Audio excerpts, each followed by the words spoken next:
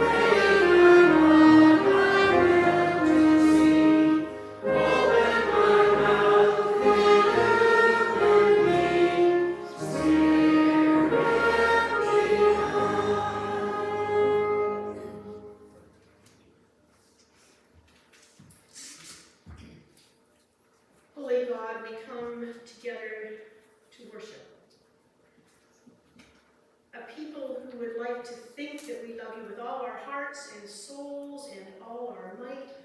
But there are so many other things in our lives that clamor for our attention that we often relegate you to Sundays and times when we want you to rescue us. Most of us really do want you to be the one in whom we live and move and have our being. We really do want to hear your voice above all the other voices in our lives. But we get bogged down in the daily routine. We forget who we are.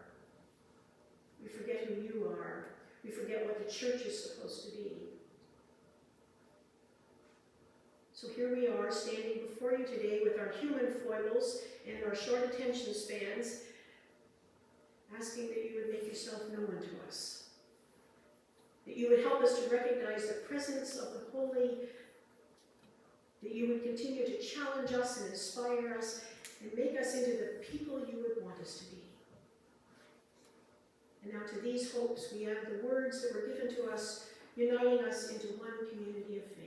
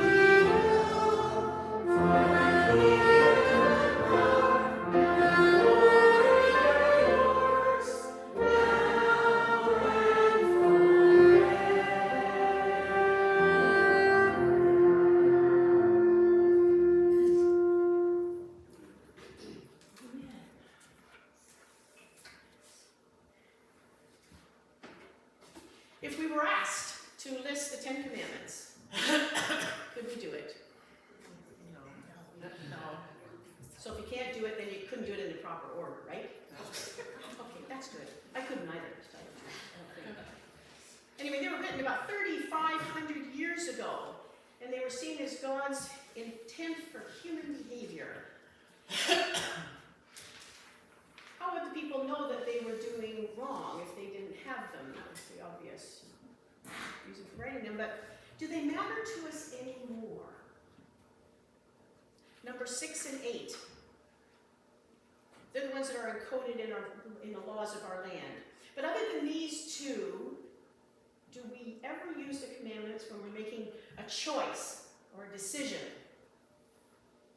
Do we adhere to what they tell us to do? Do we like being told what to do or not to do?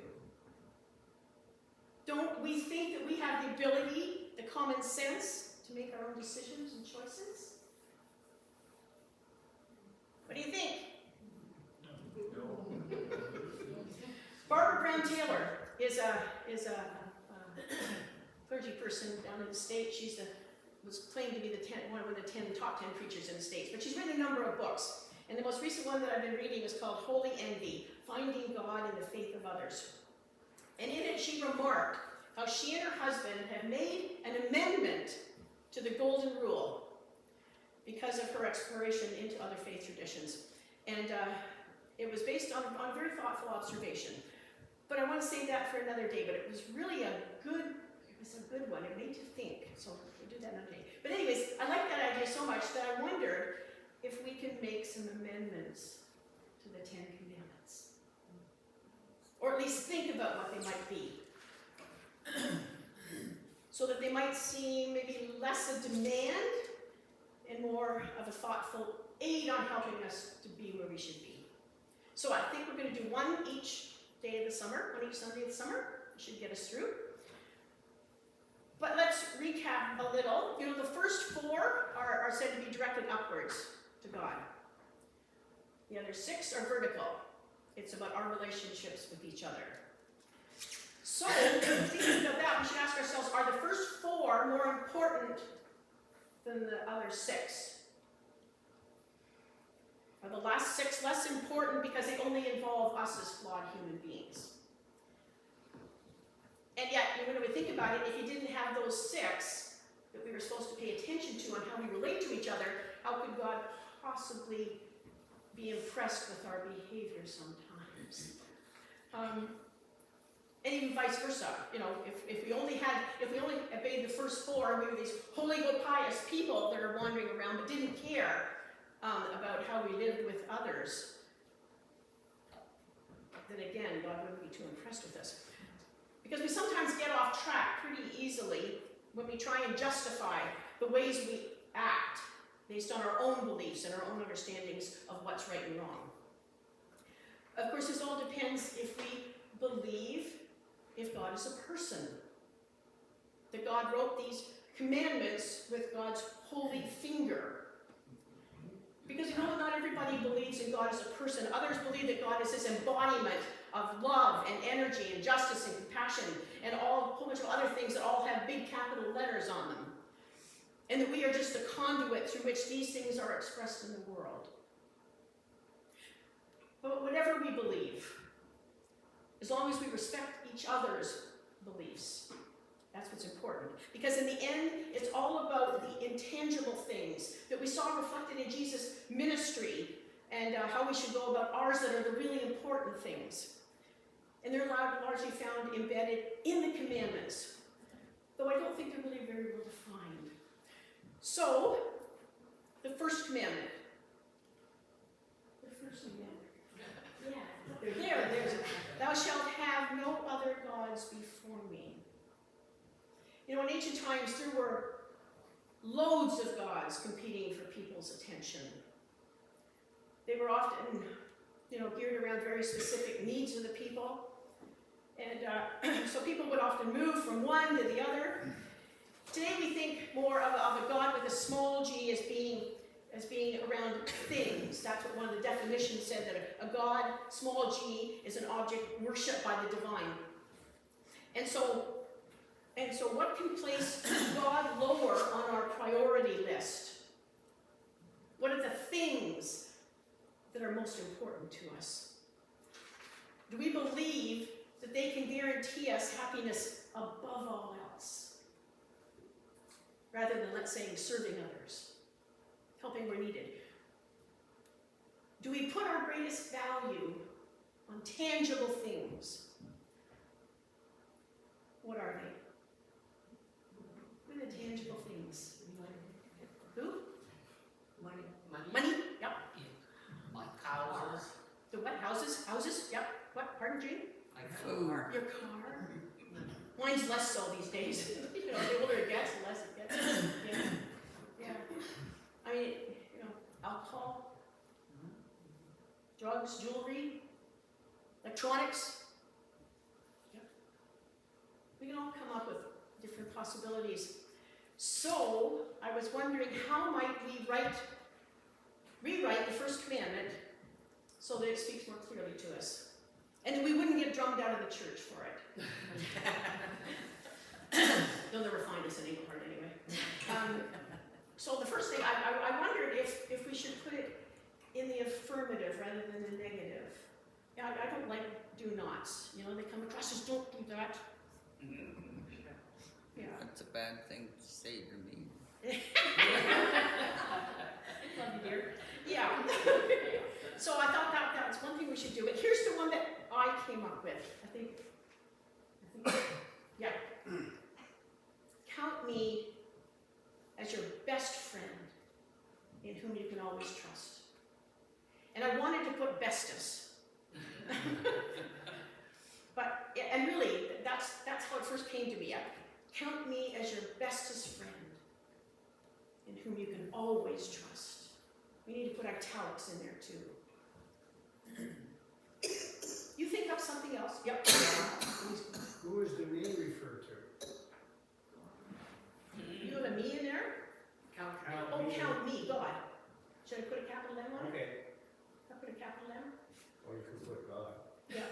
Yeah, count on God as your best friend. Count on God as your best friend. But then that depersonalizes it a little bit. Yeah, This is supposed to be constant. yeah, yeah.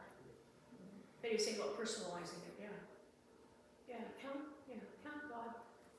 Do we want God speaking to us? Then why didn't,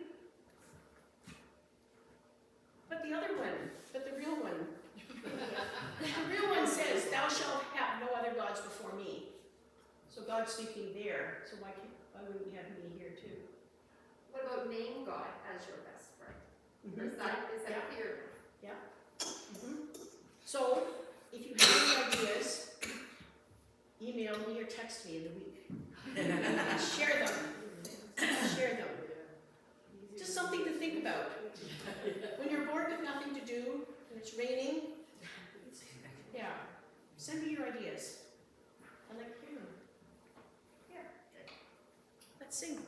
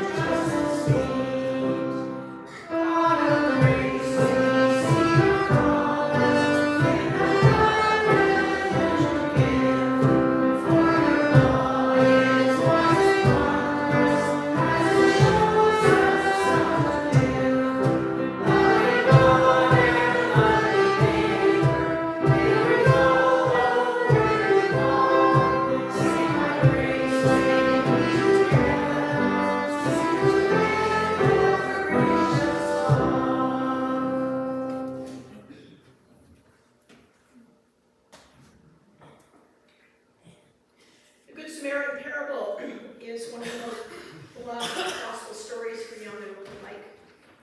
The story has proven to be a popular one for sermons, and it's been interpreted in many different ways.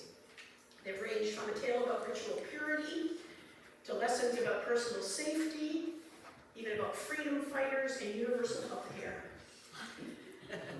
These sometimes unusual interpretations are no doubt an attempt to find meaning in the parable for times and concerns of a changing audience over the centuries.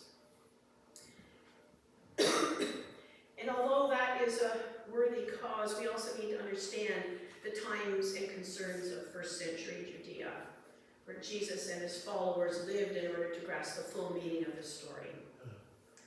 So who were the Samaritans really? Well, they were portrayed as outcasts. They were certainly the despised enemies of the Jews. Knowing this, Jewish listeners of the story would have expected one of their own to have been the hero of the story. Instead, they would have been shocked to have heard how it was a low-life Samaritan.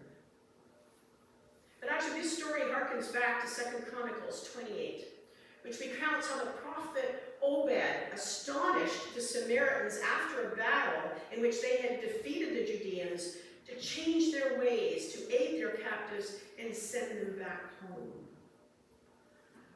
In both these stories is that enemies can prove to be neighbors, that compassion has no boundaries, and that judging people on the basis of their religion or their ethnicity will leave us dying in the ditch. Let's listen as Randy recounts the story.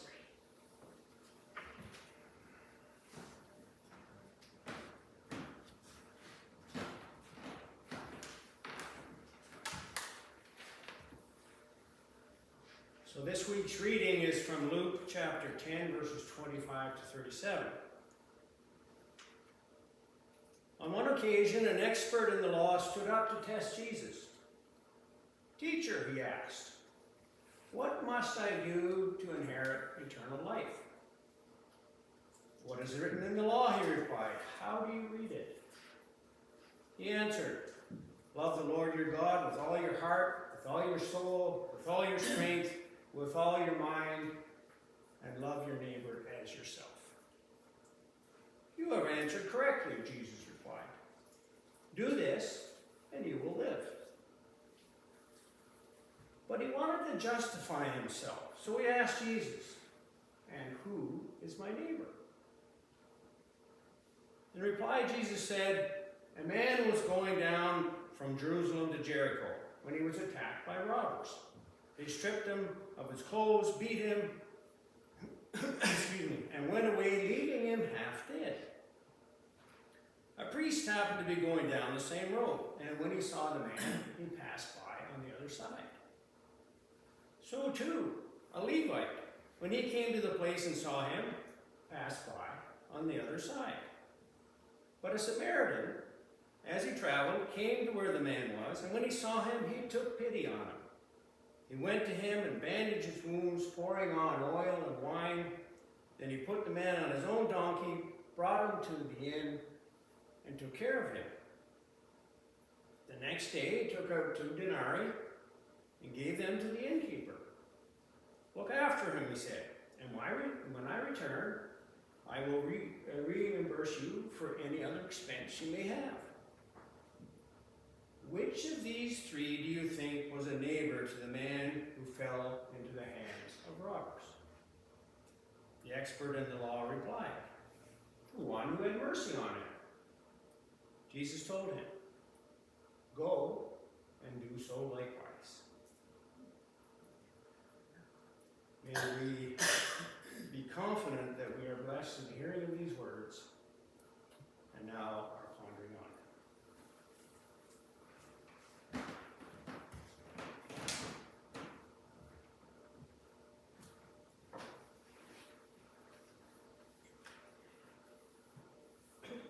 The story reminds me of the unrecognized work that moms and dads do in fixing broken things, at least before the disposable age came into fashion. A piece of wire could fix a child's broken truck, a kiss for a scrape, simple words to soothe wounded feelings, a song to scare monsters away, and make the world safe again. We've all heard a child's plaintive voice saying, "Fix it." Most of us have heard this story of the Good Shepherd a number of times. The Good Shepherd? How about the Good Samaritan? We like how it ends, with a man who had been set upon getting the care he needed, getting all fixed up, so to speak. It assures us that there are still some good people left in the world, that there is still the off chance that good will prevail. It's easy not to focus on the violent part of the story.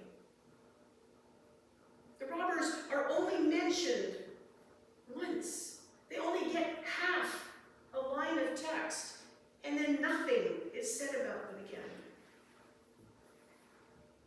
There are no vivid recountings of how the thugs were sought out, hunted down, and brought to justice. Don't expect to read anything about the robbers ending in some hot eternity in the abyss where they are meant for hell's grill. And doesn't that just tick us off when we think about it? Don't we want Jesus to drop into the story and explain the thugs? But he doesn't. And we're disappointed at this loose end just left dangling. We like to read stories, real or imaginary, where the bad guys are brought to justice. We're especially angry when they get off on a technicality and never have to pay their dues. It's hard to understand how someone who has sexually abused another person can get away with only a couple of years for the crime. Some of us have a problem with scammers who benefit from their profits, enjoying their days on some beach in some country that we have no extradition treaty with. We want them all to be punished appropriately, and the good guy to get the loot and ride off into the sunset with the horror of what's happened to the left behind erased from their minds. But Jesus doesn't tell that kind of story. Well, we want to hear the longer version of this story. When the thugs are chased across the desert and brought to justice, Jesus cuts the story short, moving quickly to the end. And we're left simmering with anger that they got away, and Jesus doesn't seem to be bothered with that. But Fred Rogers, remember him? Yeah. Had a helpful insight on how to handle those feelings. He was advising adults on how to speak to children about violent stories in the news. He told them about his own childhood. When he saw scary things on the news, his mother would say to him, "Look for the helpers in the story. You will always find people who are helping." According to the parable, the priest and the Levite saw the wounded man and passed on the other side of the road. Commentators and interpreters have reprimanded and poured scorn on them both.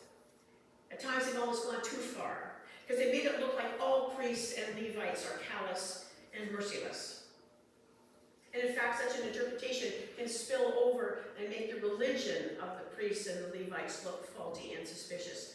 And next thing, unsuspectingly, the seeds of anti-Semitism start germinating in our reading and our interpretation. There's nothing wrong with the priests and the Levites. Some of the gospel's best friends are priests.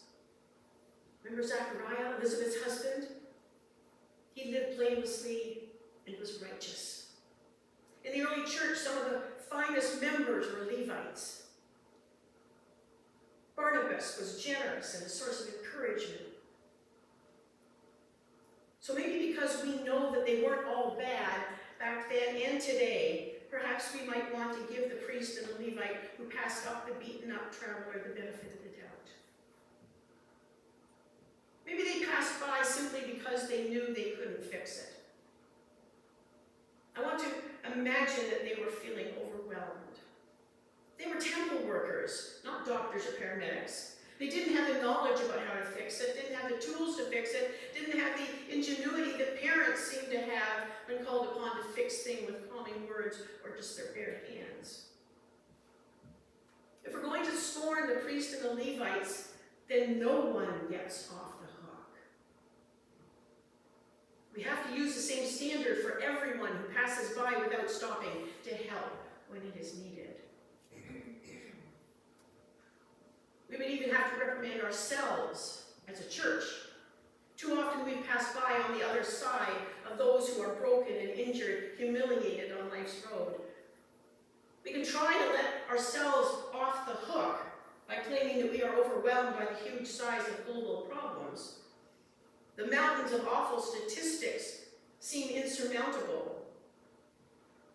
Think of the millions of children under the age of 5 dying every year from hunger and malnutrition. It's overwhelming. It can numb us into inertia. We might try to hide the fact that we are ill-equipped or inadequately trained or financed. Excuse me. Many of us would be willing to drop what we are doing today and help. But what can one person do, one congregation, one mission trip, to dent the size and the scale of some of the disasters these days? There are 153 million orphans in this world. 11% of the children in our world are child laborers. This is too much for one person, one congregation, one community, one country even to comprehend, let alone solve. I'm not throwing any stones here, not apportioning blame, because I've been as guilty as the priest and the Levite. I have sometimes passed by a problem crying out to be solved.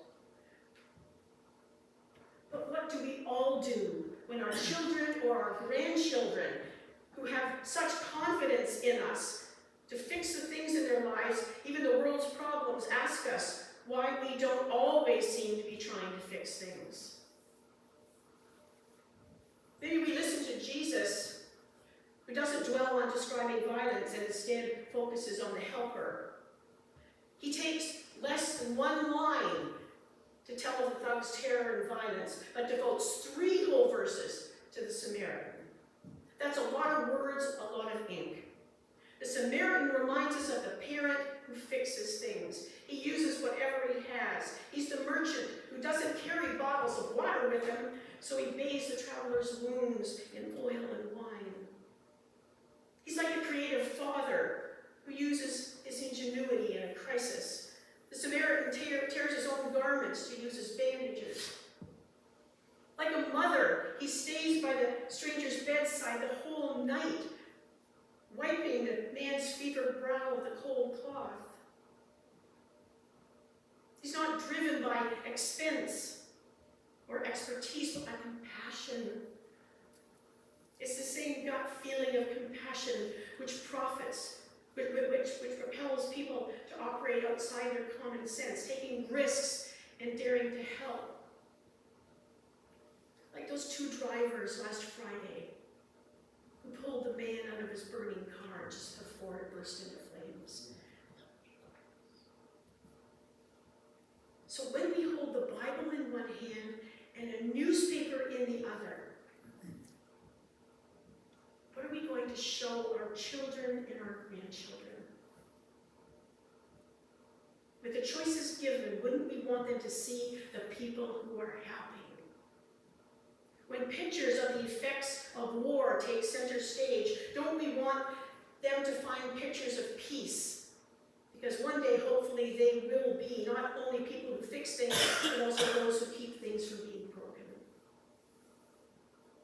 If kids were asked today if they fear the threat of nuclear war, don't we want them to say, no, I'm not afraid. My parents and grandparents work very hard every day to make sure that it's not going to happen. Fix it, Mom. Fix it, Dad. Fix it, stranger. In the face of all that's wrong in our world, there should be great hope because there are people who are helping.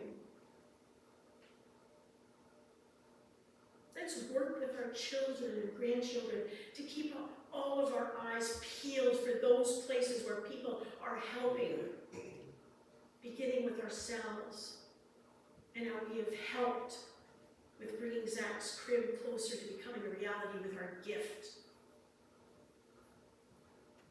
Perhaps then we'll all decide to be better helpers, to cast our lot with those who, age after age, with no extraordinary power, make this world a better, kinder, loving, generous place to live, where we look after our neighbors, those we know, and strangers alike. Let's sing.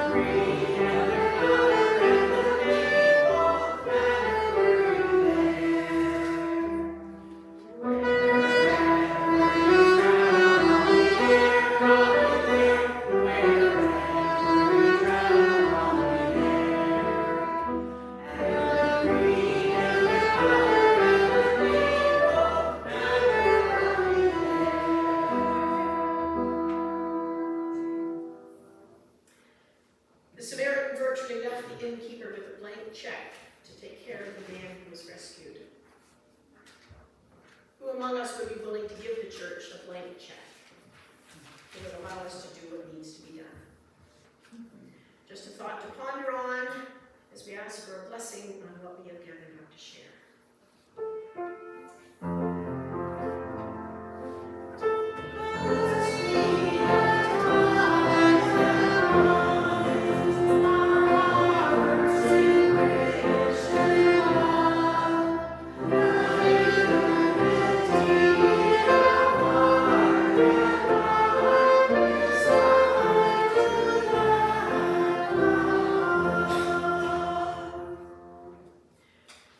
You will not leave us stranded beside the highway, God. You will pick us up and take us to shelter and attend to our wounds. With these gifts, we have the power to be good Samaritans for our church and for others outside of this community. Bless these gifts that they may be used as Jesus would have used them. Passionately, without discrimination, and generously. Amen. Just a couple of announcements. So we're going to have a salad luncheon. Tuesday, 19th, right? 18th. No, it's the 9th. No, it's the 19th. 19th? Yeah, that's I right. told people the 18th. I know. We tend to go with the day rather than the date, Oh, you know, like, yeah, we figured that one out. Now, since we sort of agreed on this, people's minds have gone a little weird, like Jean bought. No, no. So there is so you were sent an email, like, if you'd like to make a salad. Yeah. Anything else? It's just salads, right? Pretty well salads. Yeah, pretty well Everything salads. else is kind of. Yes. Yeah. And it's just a free will offering. We've got Jean decided to make this. And Dorothy agreed. Oh, Dorothy agreed? Yep. Yeah, sure. She always agreed. Yeah, I'm very agreeable. Make this a platinum jubilee celebration. So, whose doll is this? This is Vi's doll. Erica's. So you're to get your doll that we all have just sitting around. Can you do a bear maybe? Anyway, you got a doll. Go to the neighbor's kid, ask them for their doll. And you have to dress it up like the queen. Okay? There's going to be a contest With a judge. with a judge. The Oh, judge yes. With an English background. With an English background, Jean says. She knows. Yeah. Okay, so, doll, dress her up, Yeah. any age. You can't have a Barbie though, we agreed. It's not queen-like. Yeah, not really, like, yeah. Yeah, so that's the hope, that's the dream.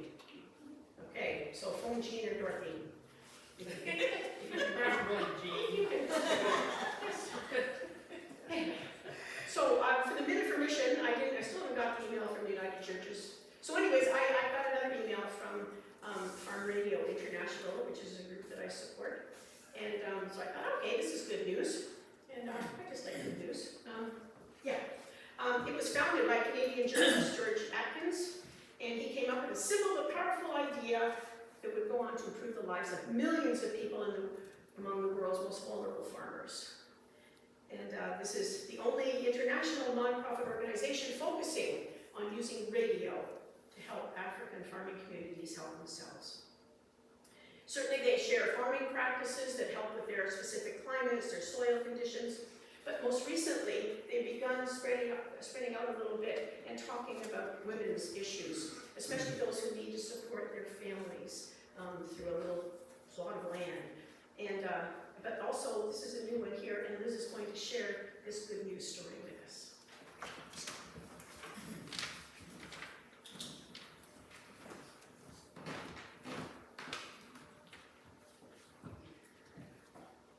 This is entitled Changing Minds About Girls' Education. At the end of last year, Paul Yaya Traore was considering giving his daughter away to be married. I was just waiting for the New Year's break to celebrate this wedding, he told a broadcaster from Radio Mountain, a station in the Segoya region of Mali. Paul lives in Lenikai, a community in the same region near the border with Burkina Faso. Burkina Faso. Also, 500 kilometers east of Bamako, the city capital city. I have no idea where we are except we're in Africa. In the region, for girls in 9th grade around the age of 14 or 15, it isn't uncommon for their families to be thinking about marriage. But radio programs are changing that. After listening to radio programs on the importance of girls' education, Paul made an about turn. The advice made me reflect deeply. I immediately talked with my wife to explain the mistake that we would make by giving away our daughter in marriage. In the end, we decided that she should finish her studies. Paul isn't alone in having his mind changed. It's marvelous, these radios, when you see pictures of them, and here they have a lovely big yellow, nice, brand new radio, but I've seen them with little tiny transistor radios from way back when, and but it's just marvelous what they can do through these broadcasts. So, is there anything else we need to share? It's strawberry picking at 80 Creek Gardens, and there's loads of strawberries, and they need customers. Okay. Anybody was thinking? To the pickers. I had to buy, but I can't get down there anymore. I had a great idea that I shared with Jeff, that they should put in raised strawberry beds. Yeah. Don't you think that'd be a good idea? So much easier to pick. Carol's granddaughter will pick them, and then you just pay her a little extra. Really? Yeah, she'll pick them for you, Oh, and then she'll deliver them for, I think, $24 or something. But if you pick them up at her place, which is just past my place, it's $22 or something. okay, okay. But she tries to pick some fresh, and So we she just just- orders ahead. So we just contact Carol? And don't contact Georgia Tucker, Pat and Alicia Tuckers. Does that help you? Oh, yeah, no, not really, but I'll get to you. Yeah. Okay. Yes, don't let any food go to waste. So let us pray.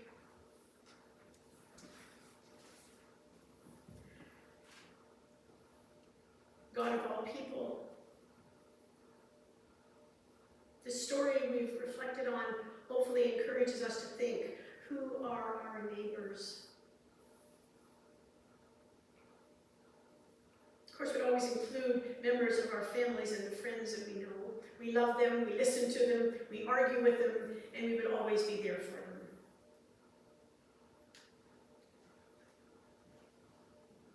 So we take time to think about them and pray for them.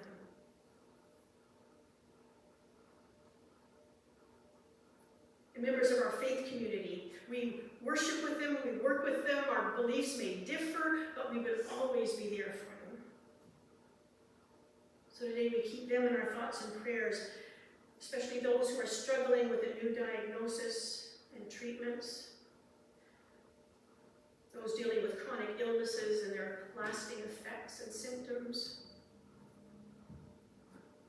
those in strained relationships that cause stress, are hurtful, are leading nowhere, those who are lonely and wondering about the future.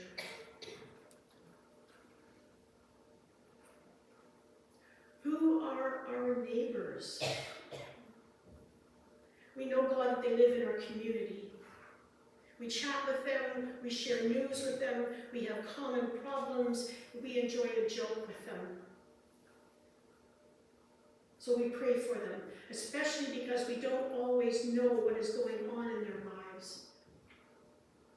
So we especially keep in our prayers those who are hungry, needing shelter, and are being ignored.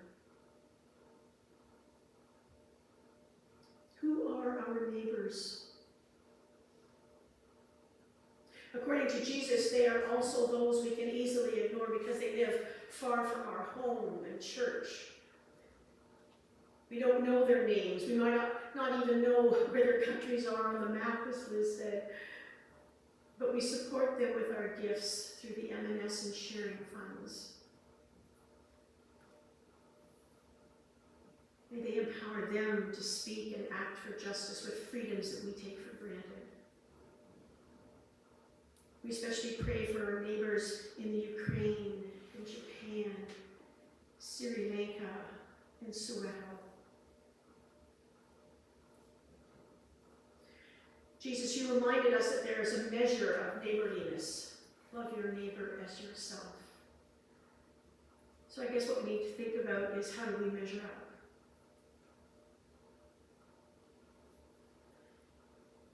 As opportunities arise for us to serve our neighbors, God, relieve us of our snobbery. Work with our creative sides to imagine instead how we can serve. Help us to move past knowing how to be obedient to knowing how to be love. Never let us put provisos on our love, like, if, I'll love you if. May our love for others be a reflection of how much we truly love you. These are the things that we hold up to you today for your care and consideration, all for the sake of your love that comes with no conditions attached. Amen. And we sing.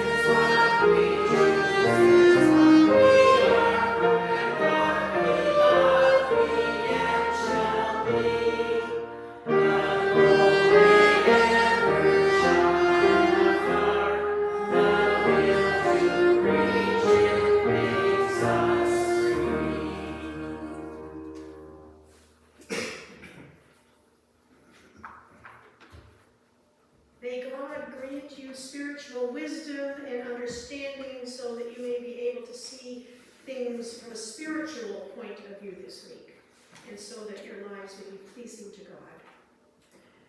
May you bear fruit in all you do in these summer days, and see God in the faces of those you meet, and vice versa. And may God give you the strength you need to endure whatever comes, with patience and courage and even joy, always giving to Christ, who has given us new opportunities for living joyfully and productively.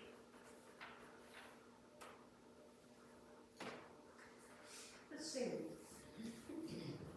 Oh, no, okay, no, that was the thing. That was the thing. Okay, we're going to stand up. We're going to stand up. I know it's hard. Here, okay, now, remember, you have to face each other. Oh, Face each other. No, this way. No, left side. Face that way. Right side, face that way. There we go. There we go. Yeah. Okay. Okay, put your hand. Follow me. You're looking at me. Okay. Okay, got that? Okay. Okay, now we're going to sing. Sing to the people.